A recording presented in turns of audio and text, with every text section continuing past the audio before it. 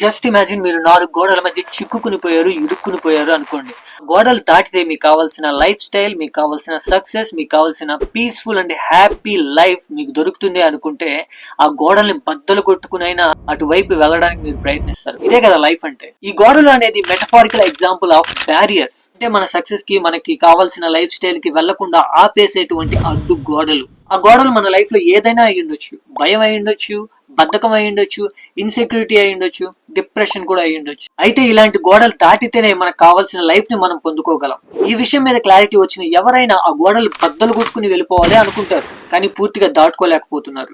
ఎన్నిసార్లు ఆ భయాన్ని ఓవర్కమ్ చేద్దాం అనుకున్నావు, ఆ బద్ధకాన్ని ఓవర్కమ్ చేద్దాం అనుకున్నావు, డిప్రెషన్ లో నుంచి బయటకు రావాలనుకున్నావు, కానీ మన ఒక్కరి వల్లే కావట్లేదు అంటే ఖచ్చితంగా మనకు ఒక ఎక్స్టర్నల్ సపోర్ట్ కావాలి.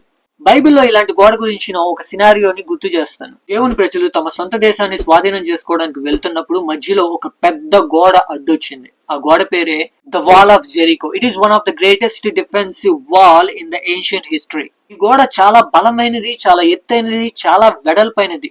ఒకవేళ దాన్ని ఎక్కి అవతలకి వెళ్దామంటే ఎక్కే లోపే అవతల సైన్యము సిద్ధమైపోయి వీళ్ళని అటాక్ చేస్తారు. కానీ వారు తమ సొంత దేశానికి వెళ్ళాలి అంటే, దేవుడు వాగ్దానం చేసిన దేశాన్ని స్వాధీనం చేసుకోవాలి అంటే ఖచ్చితంగా ఈ ఎరుకో గోడని దాటాలి. కానీ అది వారి ఒక్కరి వల్లే కావట్లేదు. అప్పుడు వారు దేవుడిని ప్రార్థించినప్పుడు దేవుడు ఒక విషయాన్ని చెప్పాడు. మీరు కేవలం నన్ను నమ్మి, నన్ను స్తుతిస్తూ, కేకలు వేస్తూ ఈ గోడ చుట్టూ తిరగండి, అదే కూలిపోతుంది అన్నాడు.